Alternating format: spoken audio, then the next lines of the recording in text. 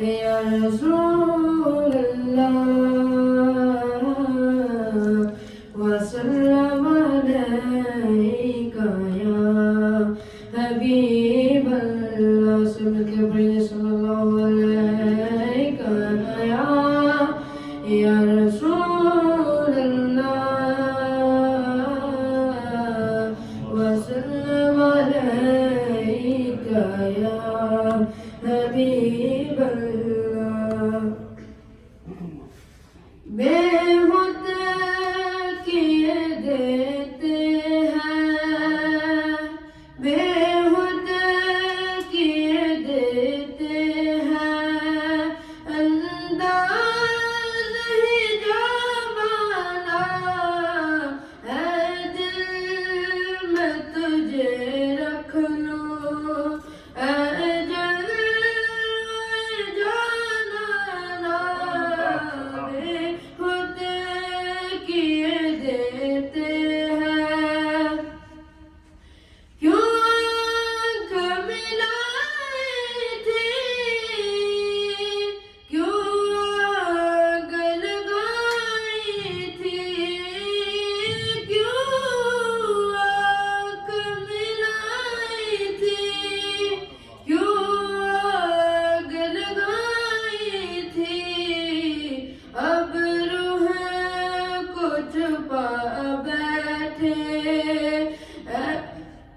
اب روح کو چھپا بیٹھے اے کر کے مجھے دیوانہ اے دل میں تجھے رکھ لوں اے جلوے جانانا اے دل میں تجھے رکھ لوں صلی اللہ علیکہ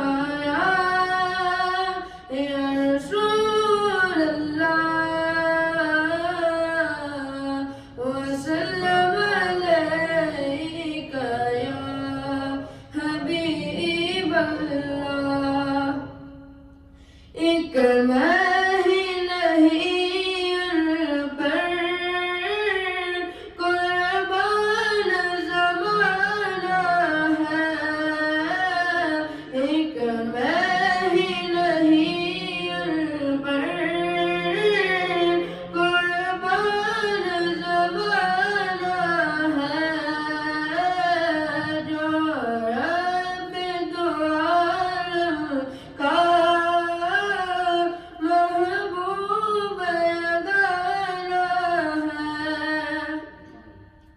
کل پل سے ہمیں جس نے کل پل سے ہمیں جس نے خود پر نگانا ہے زہرا کا بابا ہے حسنین کا دانا ہے ایک میں ہی نہیں ان پر قربان زمانہ ہے عزت سے نہ مر جاؤں عزت سے نہ مر جاؤں کیوں نام محمد پر عزت سے نہ مر جاؤں کیوں نام محمد پر یوں بھی کسی دن ہم کو دنیا سے تو جانا ہے ایک میں ہی نہیں ان پر قربان زمانہ ہے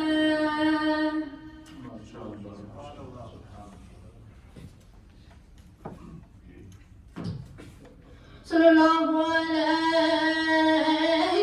یا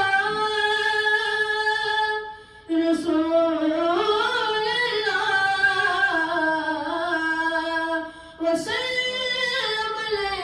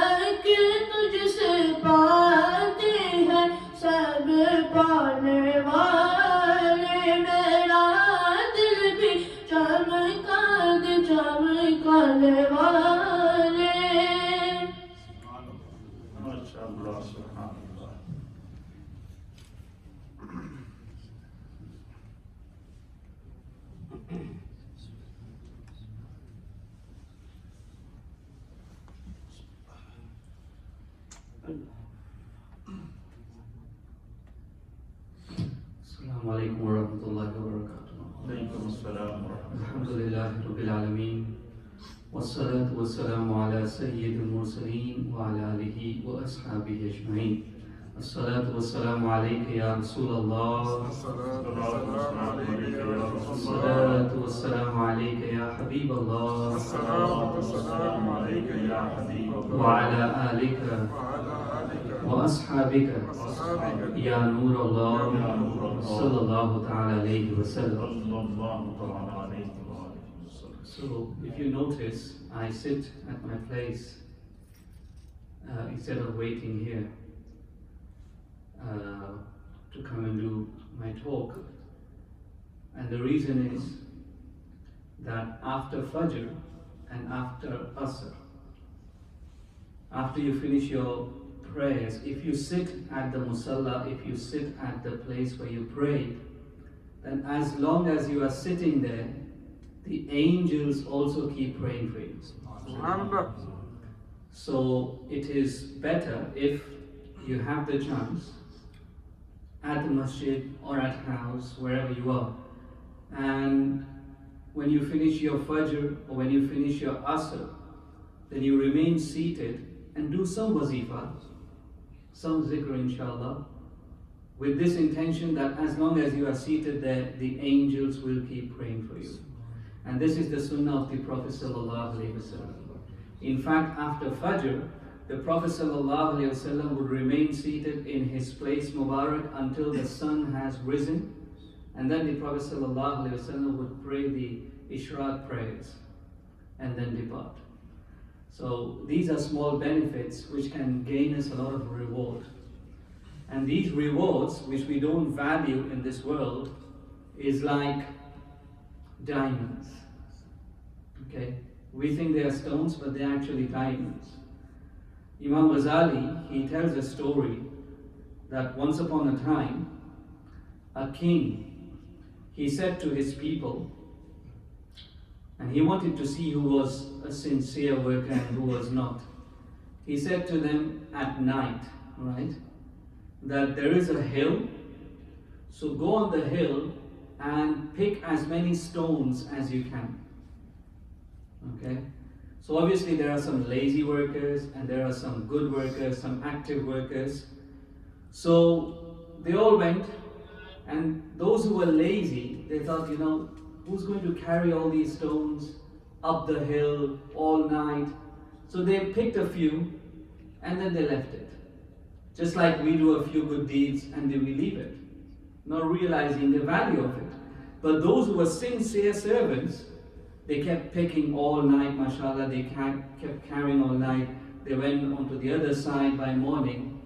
And in the morning, when it was light, they realized that it wasn't actually pebbles, they were pieces of gold. Covered in something. So those people who were lazy, they hardly got anything. And those people who were sincere and they actually realized the value of their hard work, they were made rich. Now this is exactly our position. We have come to this world and we think these good deeds are like burdens, isn't it? It's like a burden, or who's going to wake up for Fajr, and who's going to wait for Taraweeh, and who's going to come and wait here and pray here for like an hour and a half, 2 hours almost for late night prayers. But if we knew the value of these good deeds, they are much more than gold and diamonds. Inshallah, when we die, we are going to see them. Inshallah.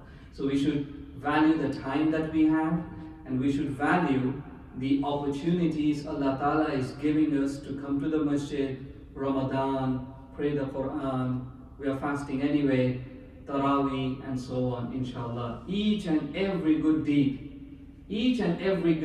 is worth the entire world. Sulaiman alayhi salam was a king, and king like no other. There were some prophets who were kings, like Sulaiman alayhi salam, his father Dawood alayhi salam. They ruled the world, literally the entire world. Okay, and one of them, one day, he sighed. One of his pupils, one of his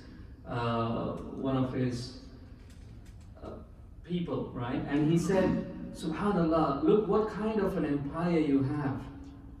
You rule over the entire world. And Sulaiman alayhi salam said, you know what? If you say one tasbih, one Subhanallah, it is better than my entire kingdom. And he said, how? He said, my kingdom is not going to remain. My kingdom is going to perish like now. We don't know where the kingdom of Sulaiman alayhi salam was, where the palaces were. They're gone. Even the ruins are not there. Okay? But he said that one Subhanallah you say, Allah will keep it in your book of deeds till the day of judgment. And then Allah subhanahu wa ta'ala will reward you for that one Subhanallah.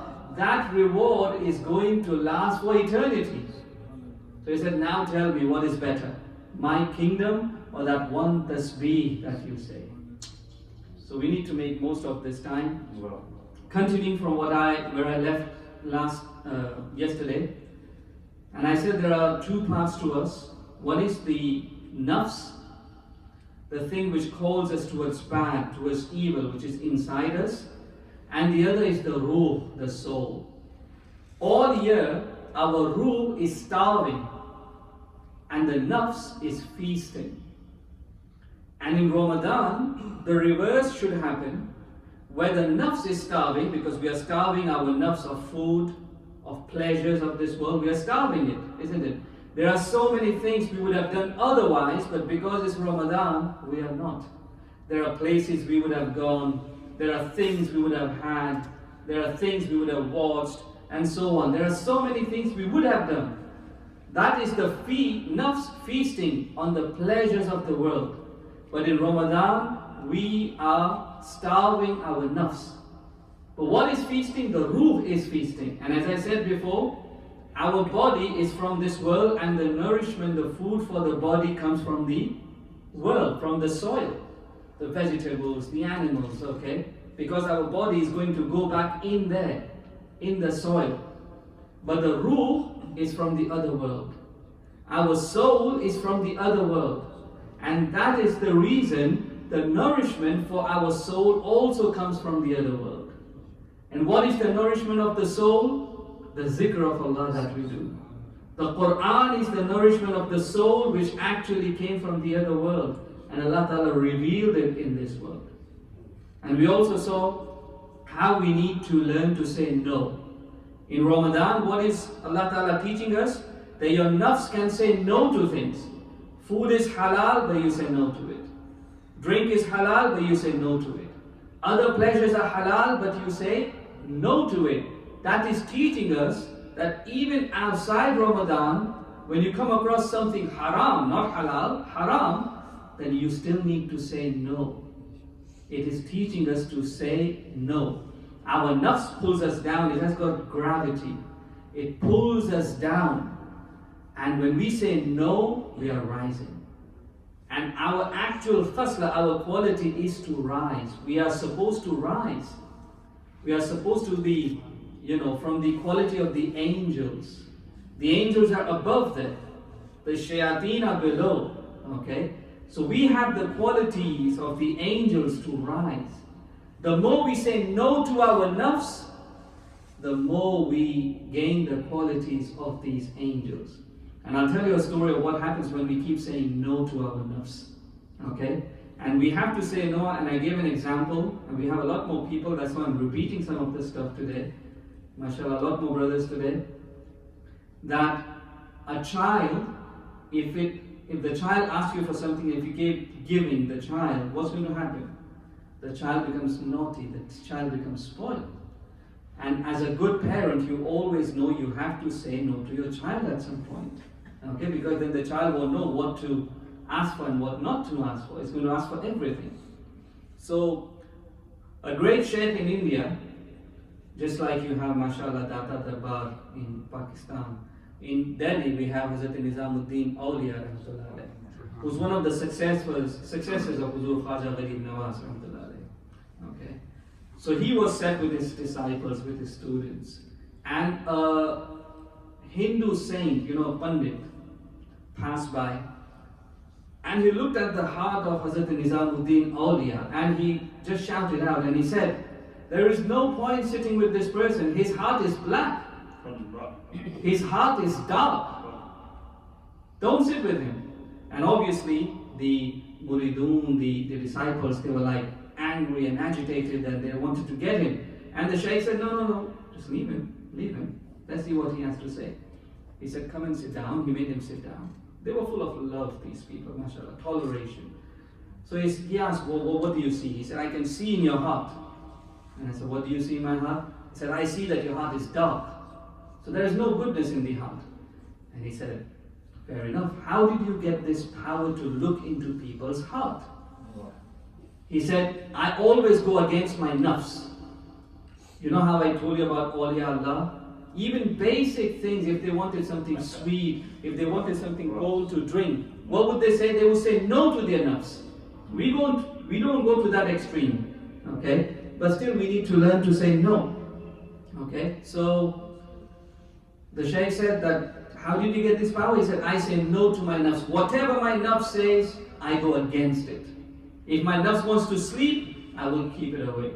If my nafs wants to rest, I will not let it rest. If my nafs wants to eat something, I will not give it. I go against my nafs, and then, I got this power where my nafs has become so strong I can look into the nafs of other people and hearts of other people. Hazrat Nizamuddin Auliya said, fair enough.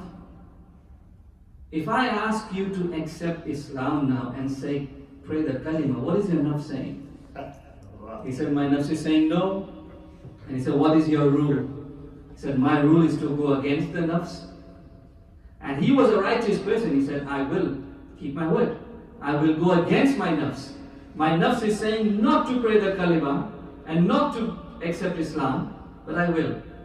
As soon as he prayed the kalima, Ashhadu an la ilaha illallah wa ashhadu anna Muhammadan abduhu wa rasuluhu sallallahu alaihi wasallam. Now Hazrat Nizamuddin Auliya said, look into my heart. He looked into his heart and it was like shining like a mirror. And the priest, the pandit, is like perplexed. He said, what just happened? Minutes ago I looked into your heart and it was black. And now it's like shining like a mirror. What happened? He said, my heart was always shining like a mirror. But what you saw before was the darkness of your heart, which was reflecting in this mirror. Because of your kufr, your heart was black. Because of your disbelief. And my heart was reflecting what was in your heart. But now that you prayed the kalima, this is the power of kalima. This is the power of kalima. The moment you pray the kalima and accept Islam, whatever you have done before is wiped off. You know, the companions, some of them used to come to the Prophet ﷺ and they would say, we have done some bad things. What is going to happen to them? I mean, there were people who killed the Sahaba. There were people who killed the uncle of the Prophet ﷺ.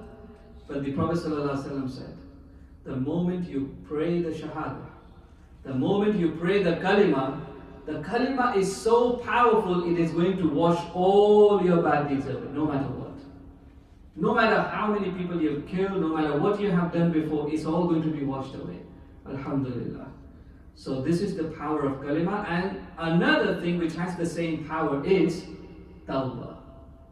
When you do tawbah, sincere repentance, that also washes away everything that we have done before. We'll talk about this some other time, but we get to know this, that we need to learn to say no. And Rosa is teaching us that all those people who have addictions, smoking or any other addiction, things that they watch, things that they listen to, they have relationships, whatever. In Ramadan they don't, mashallah. Why? Because they are fasting. Before Ramadan they would have said, I cannot give up smoking, I cannot give up music, I cannot give up watching this, I cannot give up, this relationship. But Rosa taught us that you can. For 20 hours, for 30 days a week, 30 days in a month, you can stay away from those things. So Allah Ta'ala is telling us that Allah has given your heart the potential. Even after Ramadan, you can say no to smoking. And you can say no to drugs. And you can say no to any kind of addictions that you have to sins, inshallah. If you can do in Ramadan, Ramadan is teaching us that don't underestimate yourself. You can do the same things after too. Inshallah, we'll continue this tomorrow. May Allah Ta'ala give us the tawfiq to be steadfast on Islam and on His principles. Wa akhiru da'wana alhamdulillahi rabbil alamin. Subhanallah wa bihamdihi subhanallah al-azim. बड़ा खूबसूरत अंदाज से इस्लाही message आपने समाप्त फरमाया। रमज़ान अल-मुबारक का महीना ये हमारे अंदर चेंज लाता है। चेंज कैसे लाता है? इस रमज़ान के रोज़े में अल्लाह ने बड़ी बरकत रखी है। इसके साथ अल्लाह ने कुरान को रखा है। कुरान को अल्लाह ने नाजिल किया तो इसके लिए रमज़ान का इंतखाब किया है। और कुरान नबी अकरम सल्लल्लाहु अलैहि वसल्लम के दिल पर नाजिल हुआ, क़ल्ब अतहर पर। और अल्लाह बयान करता है कि इस कुरान की जो हैबत है, इसकी जो जलालत है, इसका जो रोब है वो इतना है कि लौ अनज़लना हाज़ल कुरान अला जबलिन लरअयतहु खाशिअन मुतसद्दिअन मिन खशियतिल्लाह, کہ اگر ہم اس قرآن کو پہاڑوں پر نازل کرتے ہیں تو اس قرآن کے اندر اللہ نے اتنا جلال، کلام الہی کا اتنا جلال ہے کہ اللہ فرماتا ہے کہ وہ پہاڑ اللہ کے خوف سے ریزہ ریزہ ہو جاتے ہیں، پہاڑ اس کو برداشت نہیں کر سکتے۔ اور قرآن اس منظر کو بیان کرتا ہے کہ جب حضرت موسیٰ علیہ نبینا علیہ الصلوۃ والسلام نے اللہ کی بارگاہ میں استغاثہ پیش کیا کہ رب ارنی، اے اللہ میرا دل کرتا ہے کہ میں اپنی ان آنکھوں سے تیرا دیدار کروں۔ اللہ نے فرمایا لن ترانی، میرے موسیٰ میں تمہیں اپنا دیدار تو کرا دوں گا، لیکن میرے جلووں کا نور اور میرے جلووں کا جو میرے جلوے ہیں وہ برداشت تم نہیں کر سکو گے۔ لیکن چونکہ اللہ کے لاڈلے پیغمبر تھے، انہوں نے کہا برداشت کر سکوں یا نہیں کر سکوں اللہ، میں دیدار کروں گا، میری خواہش ہے۔ تو قرآن بیان کرتا ہے رات کو ہمارے حفاظ نے یہ منزل پڑھی تھی کہ انظر الی الجبل، اللہ نے کہا کہ پھر آپ پہاڑ کی طرف دیکھو۔ جنہوں نے جب پہاڑ کی طرف دیکھا تو قرآن بیان فتح جلا، بس اللہ تعالیٰ نے ادنا سی تجلی اس پہاڑ پر نازل کی، فخر موسیٰ صاعقہ، تو اللہ تعالیٰ کے نور کے جلوہ اتنا تھا کہ وہ جو پہاڑ تھا وہ پہاڑ ریزہ ریزہ ہو گیا، وہ پہاڑ جو ہے وہ کرش ہو گیا۔ موسیٰ علیہ السلام بے ہوش ہو گئے، 40 دن تک بے ہوش رہے۔ یہ تو اللہ کے انوار جو ڈائریکٹ اگر پہنچے ہم تک، تو اگر پتھر پہاڑ موسیٰ علیہ السلام جیسا نبی برداشت نہیں کر سکا تو ہم تو بہت گناہگار ہیں، ہم تو اللہ کے جلووں کو کیسے برداشت کر سکتے ہیں؟ لیکن خدا نے ہم پر جو کرم کیا ہے وہ کرم یہ کیا کہ اللہ تعالیٰ نے ہمیں اپنا پیارا نبی عطا کیا، اور ایسا نبی عطا کیا ہے کہ جو وجہ تخلیق کائنات ہے۔ وجہ تخلیق کائنات مین یہ ہے کہ اللہ نے جتنی دنیا بنائی ہے نا، آسمان، زمینیں، انسان، جن، فرشتے، یہ صرف اس لیے بنائے ہیں کہ اللہ نے محمد کو دنیا میں بھیجنا تھا صلی اللہ تعالیٰ علیہ وسلم۔ اور یہ بات بھی آپ نوجوانوں کو ذہن میں رہنی چاہیے کہ this month is month of, کیا مہینہ ہے؟ This month is month of April. The 22 of April is the birthday of Prophet Muhammad صلی اللہ علیہ وسلم۔ جس طرح ربیع الاول شریف دے مہینے میں اسی پورا مہینہ حضور دا میلاد منا دیا، اسی طریقے سے یہ جو منتھ آف اپریل ہے اس کی 22 English date, 22 of April is the birthday of the 12 ربیع الاول is the birthday of Prophet Muhammad صلی اللہ علیہ وسلم in Islamic date, and 22 of April is the birthday of Prophet Muhammad صلی اللہ علیہ وسلم in English date۔ تو جب بھی 22 اپریل آئے تو سمجھ لو کہ نبی پاک کا میلاد ہے۔ اس کے لیے انشاءاللہ العزیز after tomorrow, no tomorrow, after tomorrow, Wednesday 3 o'clock, Wednesday 3 o'clock in Queen Elizabeth Park، اس میں ہم نے میلاد النبی صلی اللہ تعالیٰ علیہ وسلم کی محفل رکھی ہے۔ اس میں میرے ساتھ اسپیشلی ینگسٹر کے لیے امام عادل آئیں گے، ایک سناخواں ہوگا، اور وہاں پروگرام ریکارڈ ہوگا پارک کے اندر۔ پھر اس کو وینسڈے 2 کے 21 اپریل ہے، تو وینسڈے کو ہم انشاءاللہ وہ پروگرام ریکارڈ کریں گے اس پارک کے اندر۔ آپ نے جو نوجوان ینگسٹر اسپیشلی آپ لوگ وہاں جو اگر کہیں جاب پر نہیں جاتے تو وینسڈے کو 3 o'clock آپ نے کیا کرنا ہے، کہاں آنا ہے؟ یہ کوئنز پارک سامنے آنا ہے 3 o'clock after ظہر۔ امام عادل will be there and I and our سناخوان with us انشاءاللہ العزیز۔ بہت خوبصورت محفل ہوگی، وہ ریکارڈ ہوگی محفل۔ ریکارڈ ہونے کے بعد پھر اس کو ٹی وی پر آن ایئر کیا جائے گا، سکائی 749 پر بھی، ہمارا جو سوشل میڈیا نیٹ ورک ہے اس کے اوپر بھی آئے گی۔ پھر اس کے علاوہ جو ہے وہ پروگرام 22 اپریل کو ہم اس کو جاری کریں گے۔ تو آپ لوگ جو اسپیشلی جو ینگسٹر ہیں وہ پارک میں آئیں، وہاں آپ کو امام عادل کی ہم گفتگو سنائیں گے، اور میں کوشش کروں گا کہ انشاءاللہ ان سے ٹائم ملے گا تو پھر عصر کے بعد بھی ان کا ہم یہاں لیکچر کروائیں گے. تو یہ جو اپریل کا مہینہ ہے یہ پرافٹ صلی اللہ تعالیٰ علیہ وآلہ وسلم کی کیا ہے، یہ میلاد کا مہینہ ہے. تو جس طرح آپ ربیع الاول کے مہینے میں اپنے گھروں میں میلاد کی محفل کرتے ہیں تو اس میں ضرور آپ کریں تاکہ جو ہے وہ ہماری جو نبی پاک صلی اللہ علیہ وسلم کی محبت ہے. اور یہ جو رمضان کا مہینہ ہے یہ ہمارے اندر چینج لاتا ہے، یہ اللہ کا فیصلہ ہے. اگر بہت سارے ینگسٹر ایسے ہیں جو پورا سال چاہتے ہیں کہ بھائی میں اپنے آپ کو اندر سے چینج کروں، تو کیسے چینج کر سکتے ہیں؟ اللہ تعالیٰ جی جو سال میں ایک مہینہ رمضان دیتا ہے اس میں ہم اگر آپ کوشش کریں تو ہم چینج ہو سکتے ہیں. کیوں؟ اللہ کا فیصلہ کہ یا ایھا الذین آمنوا، اے ایمان والو، کتب علیکم الصیام، اللہ نے تم پر روزے فرض کر دیے ہیں، کما کتب علی الذین من قبلکم، جس طرح کہ تم سے پہلے لوگوں پر فرض کیے تھے. کیوں فرض کیے ہیں؟ روزے کا کیا فائدہ ہے؟ What is the benefit of روزہ؟ روزے سے کیا ملتا ہے؟ فرمایا لعلکم تتقون، روزہ جو ہے یہ انسان کے اندر کو پاک کر دیتا ہے، انسان کے اندر تقوی کا نور پیدا کر دیتا ہے. روزے سے انسان چینج ہو جاتا ہے، روزے سے انسان کی عادتیں چینج ہو جاتی ہیں. اسی طریقے سے علماء اور محدثین نے لکھا ہے کہ ہر چیز کی ایک زکوٰۃ اللہ نے رکھی ہے. کیا رکھی ہے؟ ہر چیز کو پاک کرنے کے لیے اللہ نے زکوٰۃ رکھی ہے. مال کو پاک کرنے کے لیے اللہ نے زکوٰۃ رکھی ہے. اسی طریقے سے جو ہے وہ عبادات ہیں جسم کو پاک کرنے کے لیے.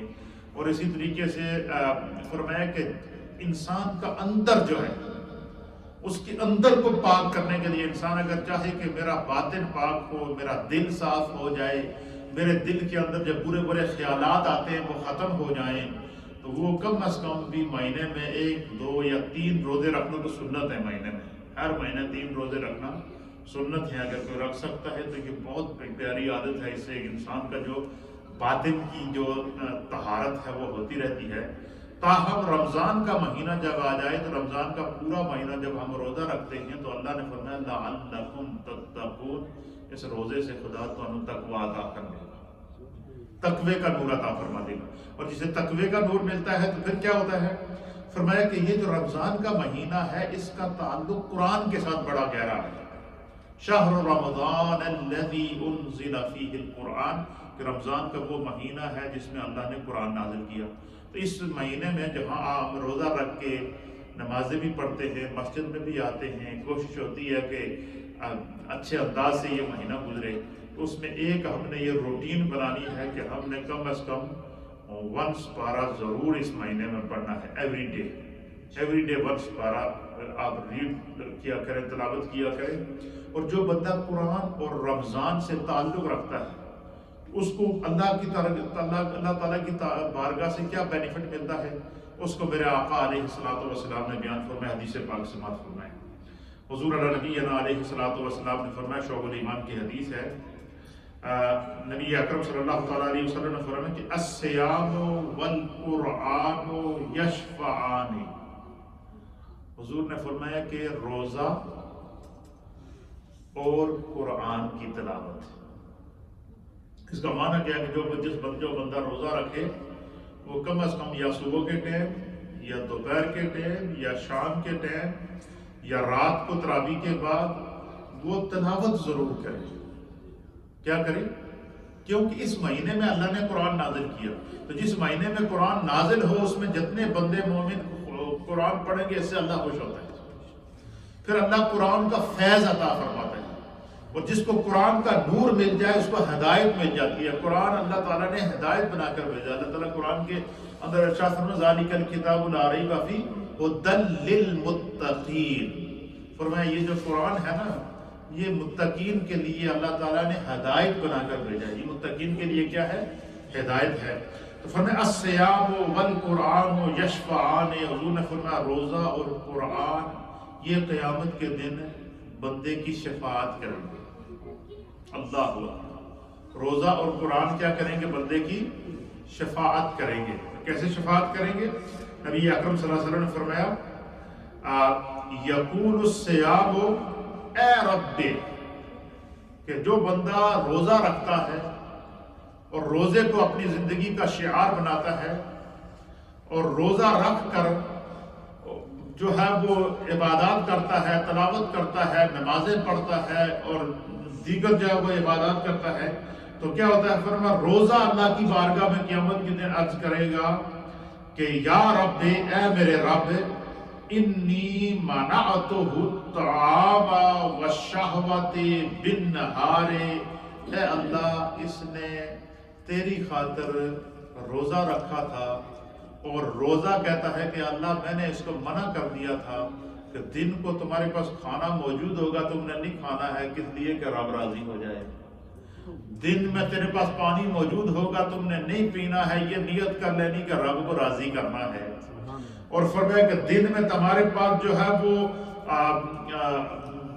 جسمانی لذت کے جو ہے وہ جو تمام اللہ تعالیٰ کی عطا کردہ حلال طریقے ہیں وہ موجود ہوں گے، تو اس سے رکا رہے گا اس لیے کہ میں نے رب کو راضی کرنا ہے۔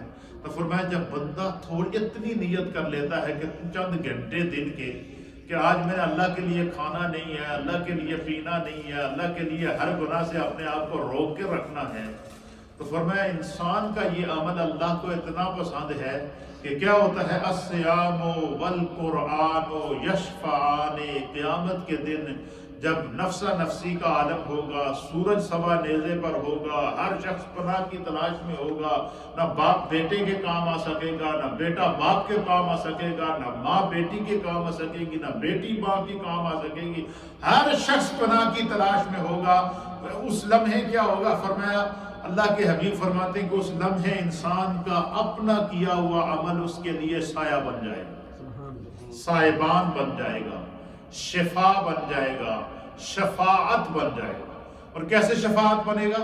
حضور نبی علیہ الصلوۃ والسلام فرمائیں گے روزہ اللہ کی بارگاہ میں عرض کرے گا کہ یا اللہ اس نے تیری خاطر دن کو نہ کھایا نہ پیا اور نہ جو ہے وہ اس نے جو ہے وہ کوئی ایسا کام کیا جو بظاہر عام دنوں میں جو ہے وہ جس کو کرنا منع تھا، تو یا رب کریم جو ہے فشفعنی فیہ، تو یا اللہ میں اس کی شفاعت کرتا ہوں، میں اس کے بارے میں گواہی دیتا ہوں کہ اس نے صرف تیری رضا کی خاطر کھانا پینا چھوڑا تھا۔ اب مجھے بتائیں کہ اگر بندہ سال میں ایک مہینہ اللہ کی رضا کی خاطر دن کو کھانا پینا چھوڑ کر اور ہر گناہ چھوڑ کر اللہ کے لیے جو ہے وہ اپنے آپ کو وقف کر دیتا ہے، تو قیامت کے دن اسے بینیفٹ مل جاتا ہے۔ تو جس بندے کی عادت ہی پوری زندگی بن جائے کہ گناہ نہیں کرنا، عادت ہی جس بندے کی پوری زندگی بن جائے کہ میں نے نمازیں نہیں چھوڑنی، جس بندے کی عادت بن جائے کہ میں نے نیکی کرنی ہے، جس بندے کا یہ عادت بن جائے کہ میں نے جو ہے وہ اللہ کو راضی کرنا ہے اور میں نے 5 وقت کی نماز پڑھنی ہے، تو پھر کیا ہوتا ہے؟ فرمایا اللہ تعالیٰ نے ان عبادات کے اندر ایسی تاثیر رکھی ہے کہ پھر انسان جو ہے کیا ہوتا ہے؟ باہر نکلتا ہے، دوست ملتے ہیں، ساتھی ملتے ہیں، سوسائٹی ملتی ہے، بے حیائی کی طرف لے جاتی ہے، شیطانت کے راستے پہ لے جاتی ہے، برے راستے کے اوپر لے جاتی ہے، اور بندہ جو ہے وہ کہیں نہ کہیں پھسل جاتا ہے اور گناہ کی وادی میں قدم رکھ لیتا ہے۔ لیکن فرمایا جو بندہ اپنے آپ کو نماز کا پابند کر لے، روزے کا پابند کر لے، حج کا پابند کر لے، اللہ نے جو اس کے ذمہ فرائض لگائے ہیں ان کی پابندی کرے، فرمایا کہ جب بندہ پابند ہو جاتا ہے تو نبی پاک صلی اللہ علیہ وسلم نے فرمایا کہ اللہ اس کی حفاظت کرتا ہے، خدا اس کی پروٹیکشن کرتا ہے۔ اور کیسے؟ کہ اس کا قدم اگر گناہ کی طرف بڑھے گا نا، اللہ اپنے کرم سے اس کا قدم روک دے گا۔ کیسے روکے گا؟ خدا اس کے دل میں احساس پیدا کرے گا کہ یار اس رب کے سامنے ابھی میں نے سجدہ کیا ہے، ابھی میں نے اپنی زبان سے کہا سبحان ربی الاعلی، اے اللہ تو پاک ہے اور تو ہی سب سے بڑا ہے، اور میرا ایمان ہے کہ وہ میرا رب مجھے دیکھ رہا ہے، تو اگر اللہ مجھے دیکھ رہا ہے تو میں اس کے سامنے اتنا بڑا گناہ کروں تو مجھے قیامت کے دن جہنم کی آگ سے کیسے بچوں گا؟ فرمایا اس کے دل کے اندر اللہ تعالیٰ نماز کے نور کی وجہ سے احساس پیدا کر دیتا ہے، بندے کا قدم گناہ کی وادی کی طرف بڑھنے سے رک جاتا ہے۔ یہ خدا اس کی حفاظت کرتا ہے۔ اور یہ اللہ نے قرآن میں فرمایا بھی ہے کہ ان الصلاۃ تنہی عن الفحشاء والمنکر، کہ جب بندہ نماز کا پابند ہو جائے تو خدا اس کو بے حیائی سے بچا لیتا ہے، بری باتوں سے بچا لیتا ہے، عریانی سے بچا لیتا ہے، فحاشی سے بچا لیتا ہے، ہر برے فعل سے اللہ اس کی حفاظت کرتا ہے. کیوں؟ کہ یہ خدا دا ہو جائے. تو جڑا خدا دا ہو جائے خدا اس کو کبھی رسوا نہیں کرتا.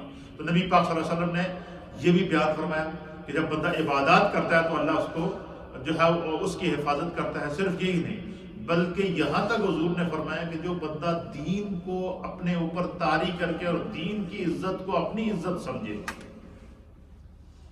تو فرمایا کہ اللہ اس کو دنیا میں عزت عطا کرتا ہے. کیسے عزت عطا کرتا ہے؟ جس معاشرے میں رہ رہا ہے اس میں عزت، اپنے گھر میں رہ رہا ہے اپنے اولاد کی نظر میں باعزت، اپنے ماں باپ کی نظر میں باعزت، بہن بھائیوں کی نظر میں باعزت. اب دیکھیں کوئی بھی نمازی بندہ ہو جس کے اخلاق اچھے ہوں، جس کا کردار اچھا ہو، وہ باہر جائے پھر بھی عزت پاتا ہے، گھر میں آئے پھر بھی عزت پاتا ہے. کیا یہ ایسی بات ہے یا کہ نہیں؟ اور جو بندہ بد اخلاق ہوگا یا بد کردار ہوگا یا بری صحبت کا عادی ہوگا تو فرمایا وہ جب باہر جاتا ہے تو پھر بھی اس پر لان تان پڑتی ہے. بری سوسائٹی میں جاتا ہے تو لوگ آ کر ان کے والدین کو، اس کے عزیز و اقارب کو کہتے ہیں تھوڑا بچہ میں تے کسی فلاں فلاں لوگ گڈی بیٹھا سی کہ کر رہے سی ڈرگ ڈیلنگ کر رہے سی. ایسا ہوتا ہے یا نہیں؟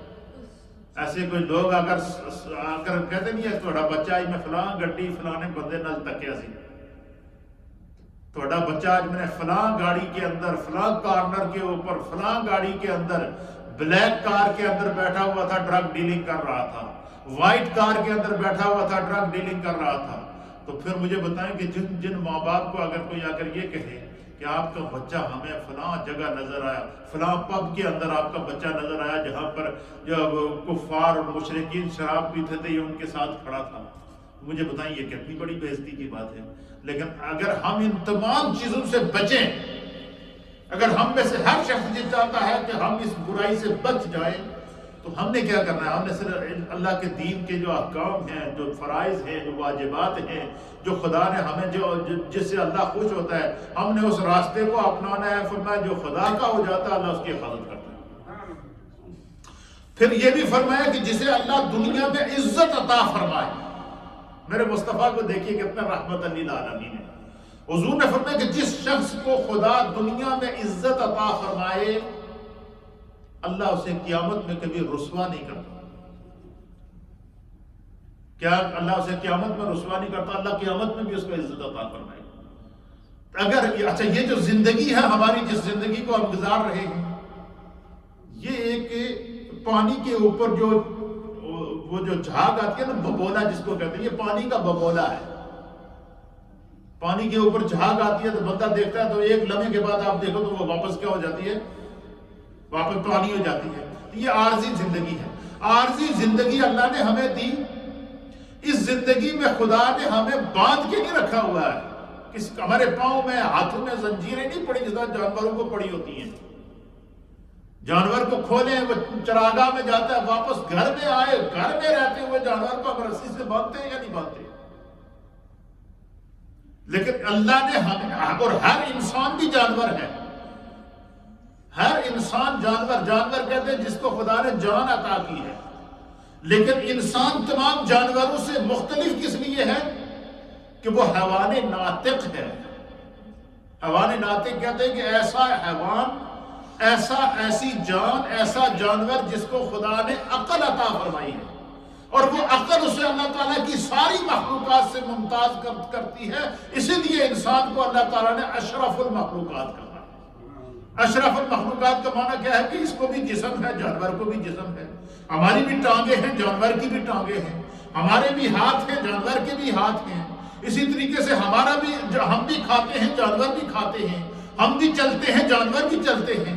تو پھر ہم میں اور جانور میں کیا فرق ہوا؟ فرق یہ ہوا کہ اللہ نے انسان کو عقل دی ہے، عقل میں سوچنے کی سمجھ دی ہے، سمجھ میں فیصلے کی صلاحیت دی ہے. پھر دونوں راستے بتا دیے ہیں. اب جو راستہ اگر ہم برائی کا اختیار کریں گے تو پھر ہم یہ نہیں کہہ سکتے کہ ہمیں پتہ نہیں. پتہ چلا کہ ہم نے اگر کوئی جہنم میں گیا تو اس نے اپنے آپ کو خود جہنم میں ڈالا، اور اگر کوئی جنت میں گیا تو اس نے اس راستے کو اپنایا جو میرے مصطفیٰ سے دے کر گئے. وہ راستہ اپنایا جو قرآن کا راستہ ہے، وہ راستہ اپنایا جو حدیث کا راستہ ہے. تو اللہ کے حبیب علیہ السلام نے کیا فرمایا کہ جو لوگ روزہ رکھتے ہیں اور رمضان میں قرآن کی تلاوت کرتے ہیں حضور نے فرمایا قیامت کے دن نفسا نفسی کا عالم ہوگا، قرآن اور رمضان دونوں اس کی سفارش کریں گے اللہ کی بارگاہ، دونوں اس کے لیے شفاعت کریں گے۔ روزہ کیا کہے گا؟ الصیام یقول الصیام، روزہ اللہ کی بارگاہ میں عرض کرے گا اے رب، یا میرے رب، اے میرے اللہ، روزہ کہے گا اے میرے اللہ، انی منعتہ الطعام والشہوۃ بالنہار، دن کی تڑپتی ہوئی دھوپ تھی، اس کے سامنے پانی موجود تھا، اس نے نہیں پیا۔ اور کیوں نہیں پیا؟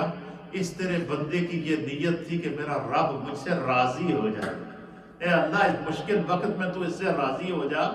اس نے رمضان میں کھایا پیا نہیں ہے، اس کی گواہی میں دیتا ہوں، روزہ اللہ کی بارگاہ میں عرض کرے گا۔ اور فرمایا کہ جو بندہ قرآن کی تلاوت کرتا ہے، پھر کیا ہوتا ہے؟ یقول القرآن، پھر قرآن اللہ کی بارگاہ میں حاضر ہو جاتا ہے بندے کی سفارش کے لیے۔ جو دنیا میں قرآن سے تعلق رکھتا ہے، اور یہ کہتے ہیں کہ ہم دنیا کا ایک اصول ہے کہ فلاں شخص بڑا وفادار ہے، اس نے یہ بڑا وفادار ہے، اس لیے ہم نے قرآن، جس نے قرآن سے وفا کی، قیامت کے دن قرآن اس سے وفا کرے گا۔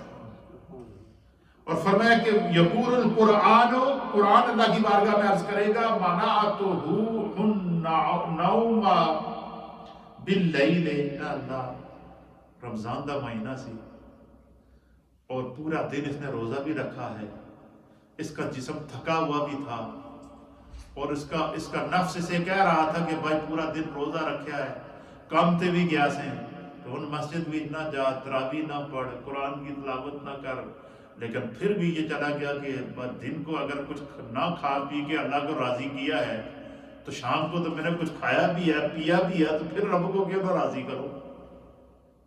اب دونوں آپشن آ گیا ہمارے پاس، دن کو کچھ، رمضان میں دن کو کچھ نہ کھا پی کر خدا راضی، اور رات کو کھانے پینے کے بعد پھر اپنے رمضان قرآن کی تلاوت کرنا، نماز تراویح ادا کرنا، اعتکاف کرنا، اپنے آپ کو نیکی کا عادی بنا لینا۔ فرمایا کہ یہ خدا کو اتنا پسند ہے کہ قیامت کے دن قرآن اللہ کی بارگاہ میں عرض کرے گا کہ یا اللہ میری خاطر راتوں نے رمضان دیا، راتوں نے جاگتا رہا۔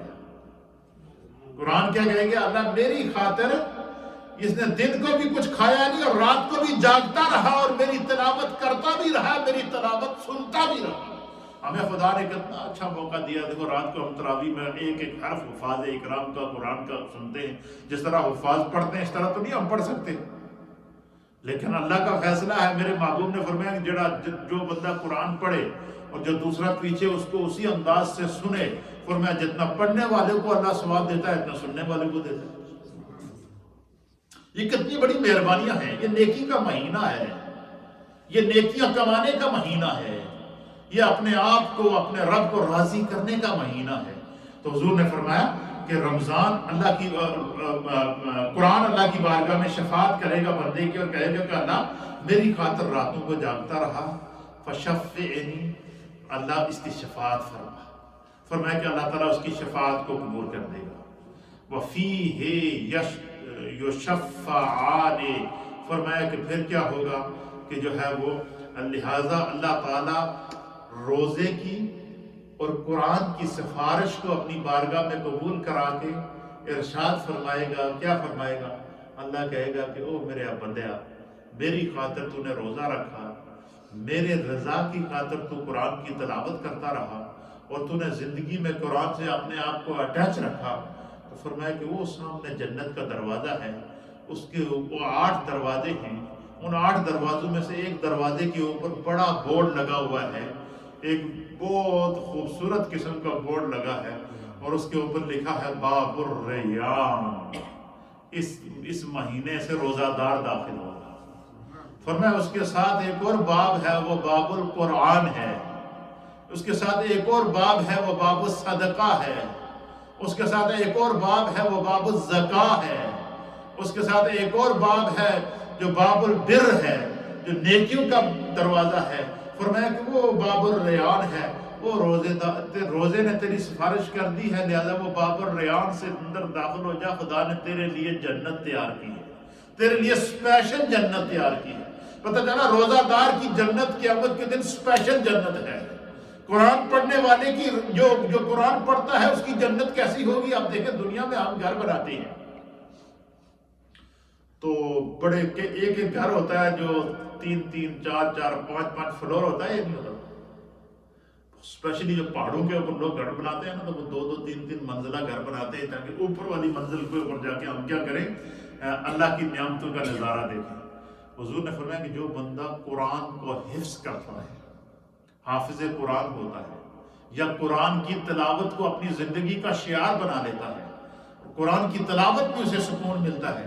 سرکار فرماتی کہ قیامت کا دن ہوگا, اس کو جب جنت میں داخل کیا جائے گا تو جنت میں بڑے بڑے محلات ہوں گے. ایک ایسا محل ہوگا جو سب سے اونچا ہوگا. جنت میں ایک ایسا محل ہوگا جو کیا ہوگا, سب سے اونچا ہوگا. اس کی کئی 100 یا کئی ہزار سیڑھیاں ہوں گی. کتنی سیڑھیاں ہوں گی؟ حدیث کے مطابق اگر دیکھا جائے تو جنت میں ایک ایسا محل ہوگا جس کی ہزاروں اور لاکھوں سیڑھیاں ہوں.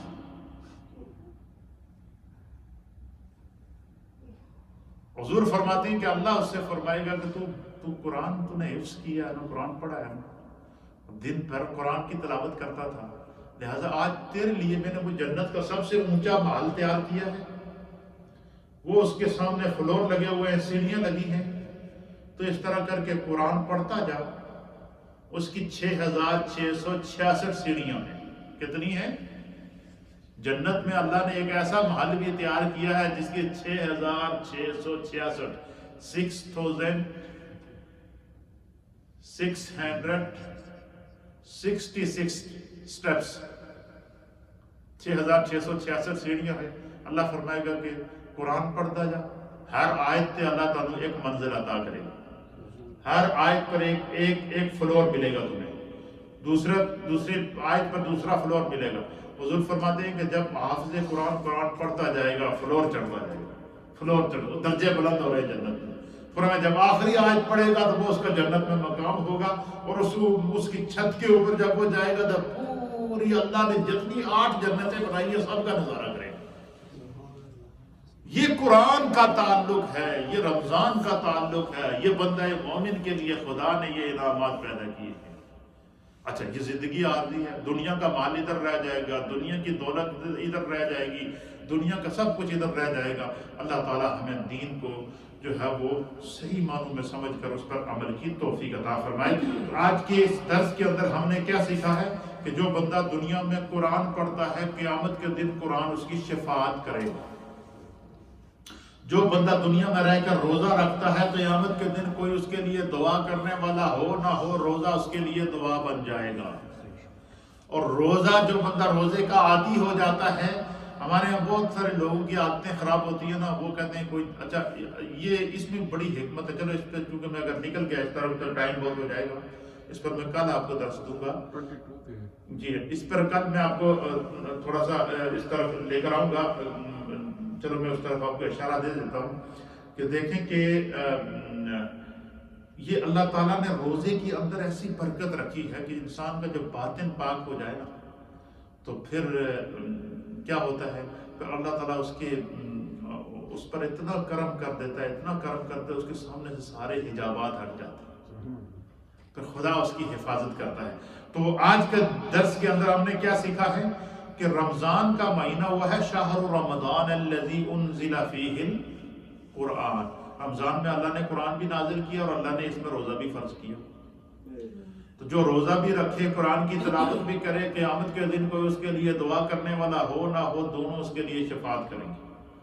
روزہ بھی شفاعت کرے گا اور قرآن بھی اس کے لیے کیا کرے گا, شفاعت کرے گا. اور پھر جو روزہ رکھتا ہے روزے کو اپنی عادت بنا لیتا ہے, لعلکم تتقون, اللہ اس کا ظاہر اور باطن دونوں پاک کر لیتا ہے. اگر بندہ چاہے کہ میں پاک ہو جاؤں, دنیا کی نظر میں بھی پاک ہو جاؤں, اللہ کی نظر میں بھی پاک ہو جاؤں, رسول اللہ کی نظر میں بھی پاک ہو جاؤں, اور قیامت کے دن پاکیزہ لوگوں کے اندر میرا شمار ہو, تو فرمایا کہ روزے کو, اچھا روزہ صرف کھانے پینے کا نام نہیں, روزہ ہر گناہ کو چھوڑنے کا نام ہے۔ آنکھ کا روزہ ہے آنکھ کے گناہ کو چھوڑنے کا، ناک کا روزہ ہے ناک کے گناہ کو چھوڑنے کا، منہ کا روزہ ہے منہ کے گناہ کو چھوڑنے کا، ہاتھ کا روزہ ہے ہاتھ کے گناہ کو چھوڑنے کا۔ حضور علیہ السلام نے فرمایا جب بندہ اپنی حرکتاں نہ چھڑے، میں آسان ترجمہ کر رہے ہیں حدیث کا، کہ بندہ روزہ رکھ کے اپنی حرکتاں نہ چھڑے، جڑا کہ غیر رمضانی جو کچھ کرتا سی وہی کرتا رہے، کہ میرا روزہ بھی ہے، پر میں کو سوائے اس کے کہ بھوکا پیاسا رہے اس کو فائدہ نہیں ملے گا۔ پتہ چلا کہ روزہ نام ہے برائی سے رکنے کا، روزہ نام ہے گناہ سے رکنے کا، روزہ نام ہے ہر اس برائی کی طرف سے قدم کو روک کے رکھنے کا جہاں پر آگے اس کے گناہ نظر آتا ہے۔ فرمایا 1 مہینہ تم اپنے آپ کو گناہ سے روک کے رکھو گے، خدا تمہاری عادتیں ایسے بدل دے گا کہ پورا سال تمہیں گناہ سے نفرت ہو جائے گی۔ آج کے درس کا سبق کیا ہے کہ اگر ہم چاہیں کہ پورا سال ہم گناہ سے بچے رہیں تو ہم نے روزہ صرف کھانا پینا چھوڑ کر نہیں رکھنا، 5 وقت کی نماز بھی ہم کی پڑھنی ہے۔ ہم نے روزہ جو ہے وہ رکھ کے جھوٹ نہیں بولنا ہے، سچائی کو اپنا شعار بنانا ہے۔ ہم نے روزہ رکھ کر آنکھ کی بھی حفاظت کرنی ہے، ہاتھ کی بھی حفاظت کرنی ہے، قدم کی بھی حفاظت کرنی ہے، روح کی بھی حفاظت کرنی ہے۔ اللہ تعالی ہمیں دین کو سمجھنے کی توفیق عطا فرمائے۔ تھوڑا سا ذکر لا الہ الا اللہ، لا الہ الا اللہ،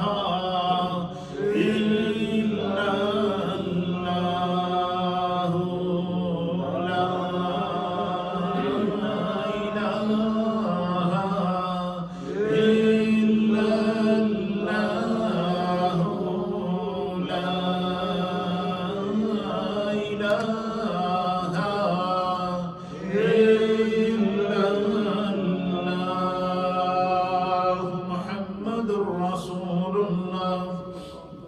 صلی اللہ تعالی علیہ وآلہ وسلم، لا الہ الا اللہ، الا اللہ، الا اللہ، لا الہ الا اللہ، الا اللہ، الا اللہ، لا الہ الا اللہ، الا اللہ، الا اللہ، لا الہ الا اللہ، الا اللہ، الا اللہ، لا الہ الا اللہ، محمد رسول اللہ صلی اللہ تعالی علیہ وآلہ وسلم، الا اللہ، الا اللہ،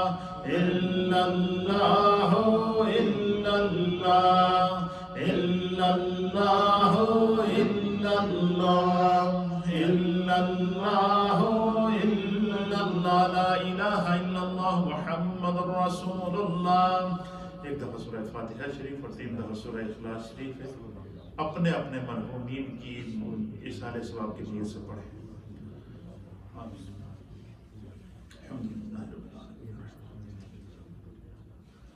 اهدنا الصراط المستقيم صراط الذين أنعمت عليهم غير المغضوب عليهم ولا الضالين آمين۔ قل هو الله أحد الله الصمد قل هو الله أحد الله الصمد قل هو الله أحد الله الصمد اللهم صل على سيدنا ونبينا ومولانا محمد صلاة طيبة مقبولة تؤدي بها حقك العظيم۔ یا اللہ ہماری اس افطار اسپیشل کے خصوصی پروگرام کو اپنی بارگاہ میں قبول فرما۔ یا اللہ تیرے حبیب کی حدیث کے مطابق یہ دعاؤں کی قبولیت کا وقت ہے، اللہ تمام کلمات کو اپنی بارگاہ میں قبول فرما۔ اللہ ہم سب کے گناہوں کو معاف فرما، جو لوگ ہمیں دیکھ رہے ہیں سن رہے ہیں سب کے گھر بار رزق روزگار میں برکت عطا فرما۔ یا رب کریم اپنی رحمت کاملہ کے صدقے ہم سب کے تمام مرحومین کی بخشش و مغفرت فرما، اسلام پر زندگی اور ایمان کامل پر خاتمہ نصیب فرما۔ اللہم انی لک سمت وبک آمنت وعلیک توکلت وعلی رزقک افطرت برحمتک یا ارحم